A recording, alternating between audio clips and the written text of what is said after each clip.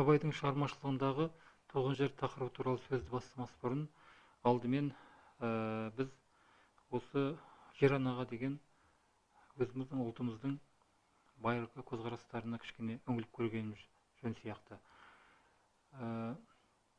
Сонау көне түркі заманының өзінде бізге тас бітіктер арқылы жеткен мәтіндерде жер ана ұғымы бар.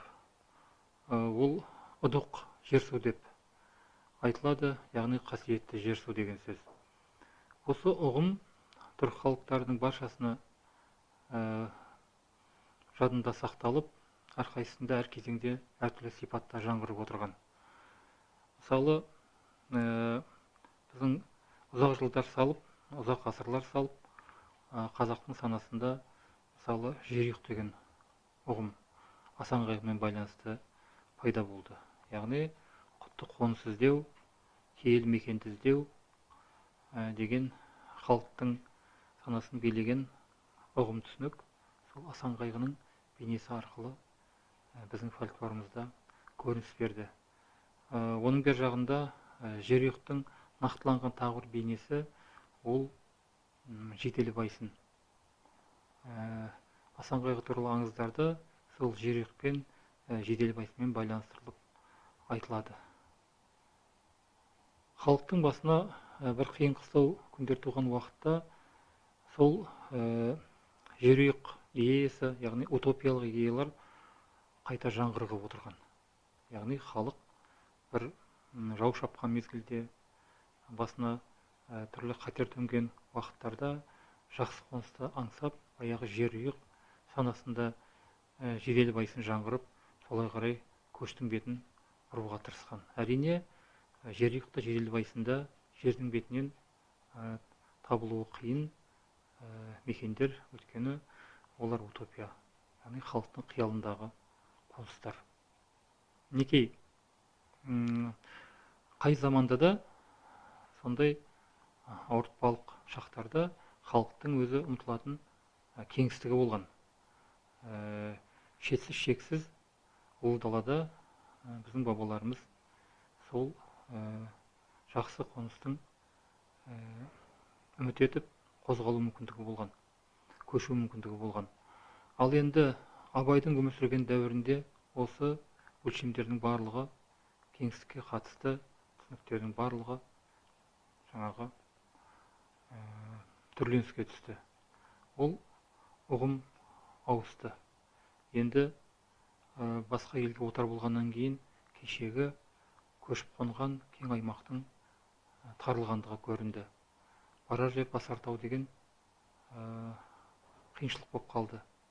Міне осындай кезде Абай сол заманда сөзін сөйлей отырып, сол өзінің жұрты мекендеген аумақтың ішінде отырып, енді оның сол өзінің жерге деген, туған жерге деген көзқарасын өзінше білдірді.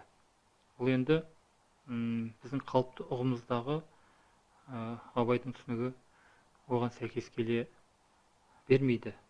Абай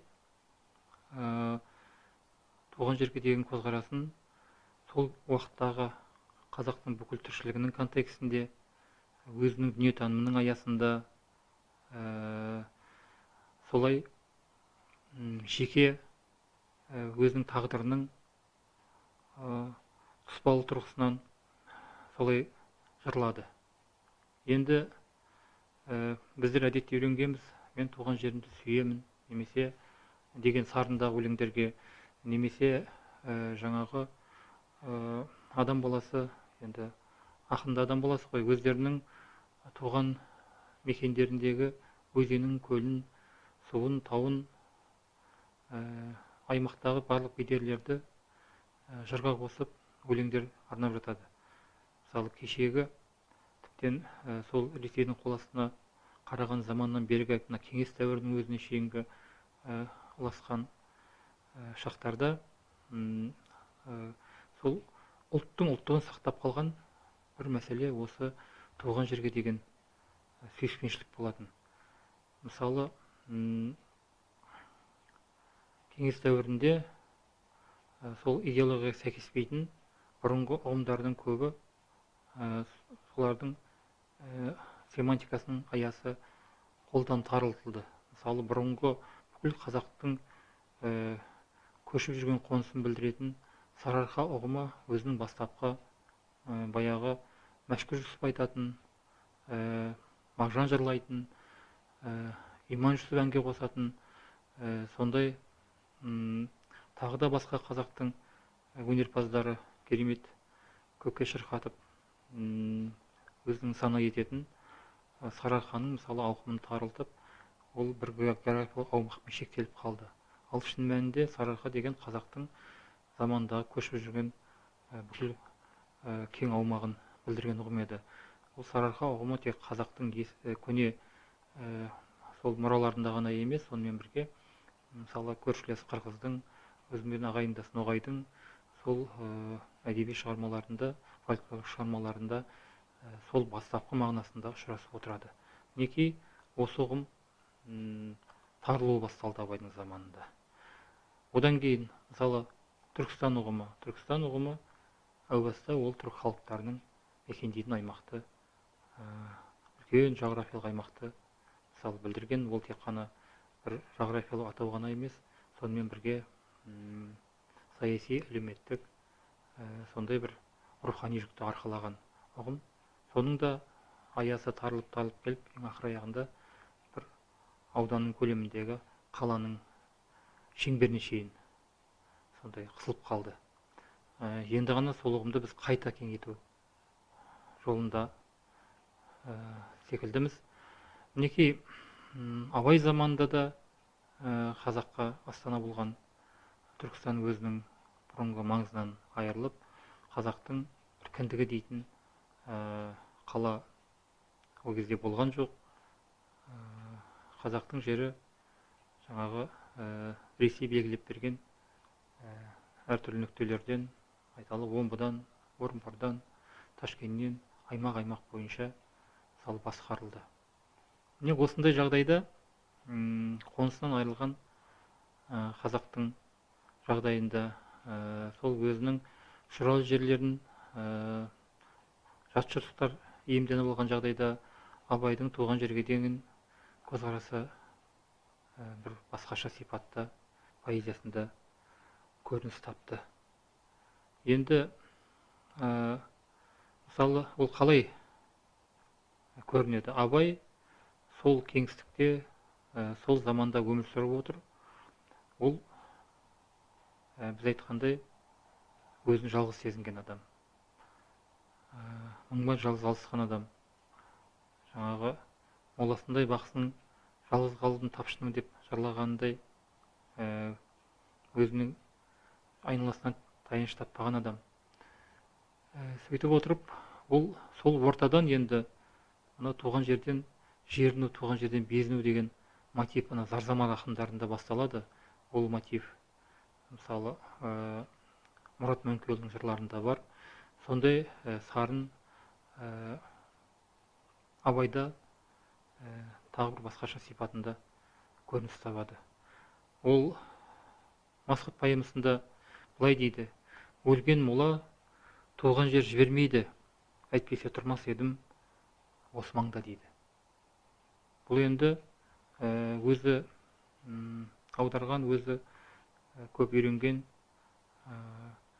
Александр Сергеевич Пушкиннің бір осы жолдар шумақтарына ұқсайды мынандай: два чувства дивно близки нам, в них обретает сердце пищу, любовь к родному пепелищу, любовь к отеческим гробам дейді.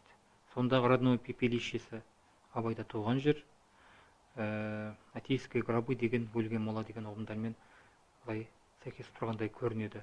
Абай енді осыны айтып отырған күннің өзінде бұрынғы біздің дәстүрлі ұғымымыздағы туған жерге деген көзқарасты өлеңінің өрнегіне өзгеше етіп сіңіріп, жаңағы оны тарқатып айтпағанмен де бізге сол бұрынғы дағдылы ұғымнан алысқа кетпеген сыңайлы. Өйткені Абайдың әр сөзінің астарында терең мағына жатады ғой. Кеңінен тарқатып біз түсіне тұғын болсақ, мысалы осы өлең жолдарындағы өлген мола дегенді қалай түсінуіміз керек? Бұл біздің бағзы бабаларымыздың түсінігінде туған жер ол ата бабаның сүйегі жатқан жер деп қабылданған. Бабаларымыздың сүйегі жатқан жер. Бұл бірінші бір талап. Сонда өлген мола деп отқан кезде абай соны айтып отыр. Одан кейін екіншіден бұл туған жер деген адамның кіндік қаны тамған жер. Мінекей осы ұғымдардың басын қоса отырып, мына бабамның сүйегі жатқан жер, өзімнің кіндік қаны тамған жер, мен соны тастап кете алмаймын. Ол мені жібермейді дейді. Өлген мола туған жер жібермейді дейді абай айтады. Әйтпесе тұрмас едім осы маңда дейді.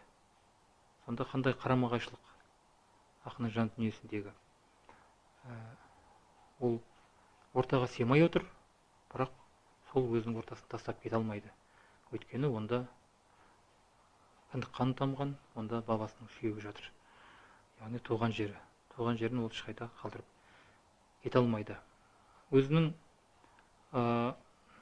осы жағдайын абай қара сөзінде де білдірген. Мысалы 9-шы сөзінде абай өзі мен өзім қазақпын деп бастайды ғой. Сонда былай деп айтады: мен өзім тірі болсам, анық тірі емеспін. Сыртым сау болса да, ішім өліп қалыпты. Ашулансам, ызалана алмаймын. Күлсем, қуана алмаймын. Сөйлегенім өз сөзім емес, күлгенім өз күлкім емес, бәрі де әлдегімдікі. Қайратты күнімде қазақты қиып бөтен жаққа кетпек түгіл. Өзін жақсы көріп, үміт етіп жүріппін. Қашан әбден біліп, үмітімді үзген кезде өзге жаққа барып, жатты өз қылып, үйір боларлық қайрат жалын сөніп те қалған екен. Сол себептен бір жүрген қуыс кеудемін деп жазады. Сонда қазақ болашағымнан үміт күттім елдің. Сөйтіп жүрген кезде уақыт өткіздім.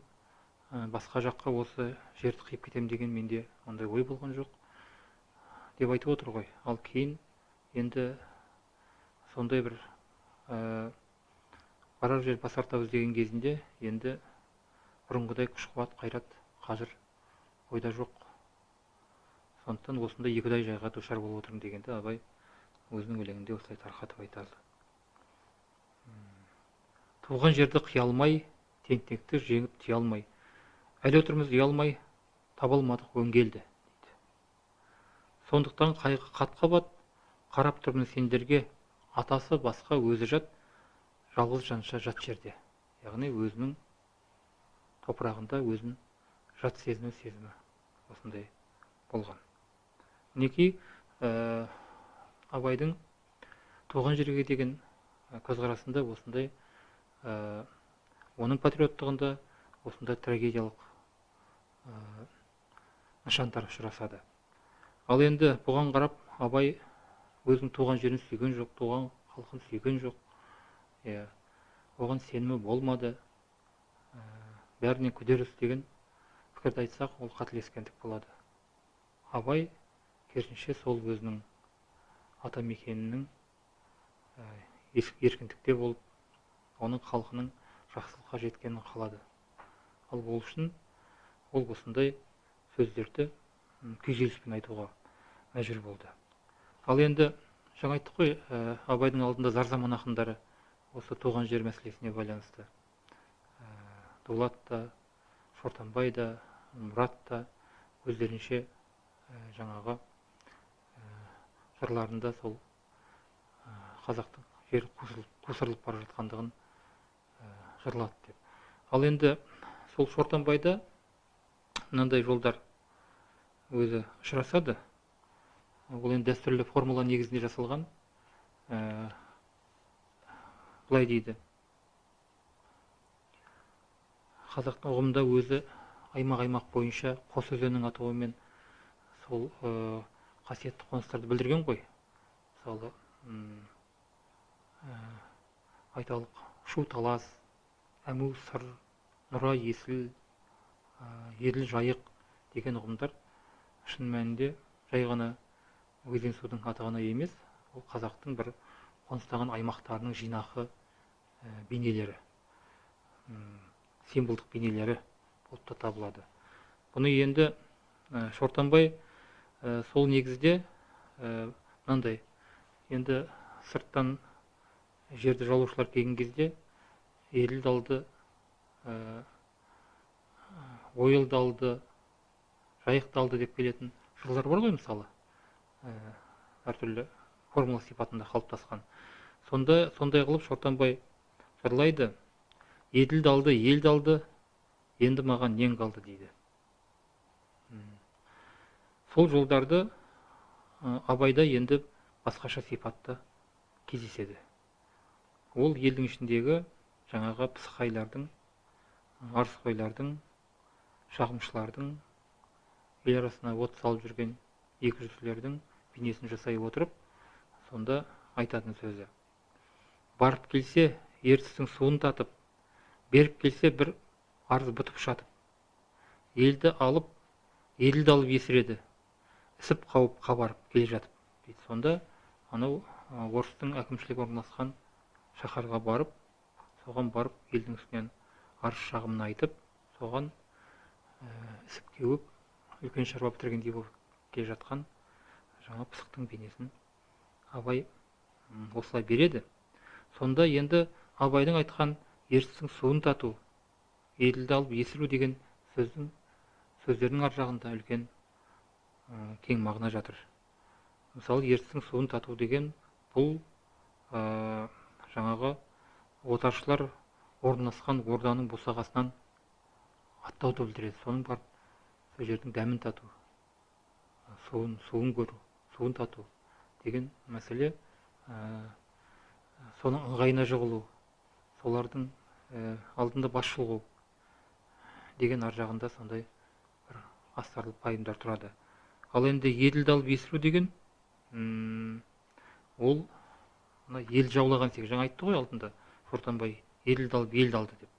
Сол сияқты Абайда да еділді алып енді есірген жаңағы жағымсыз қазақтың өз арасынан шыққан кейіпкердің сол жатшылықтармен ауыз жаласып, сонысына өзі терезесі теңескендей көріп, мәз болып, еліне қарсы тындырған ісіне көңілі іріленіп, мақтаннан жарыла жаздап кеткен кездегі сол жаңағы мінез құлық қылығын осылай пернелеп өзінің жырында көрсетеді.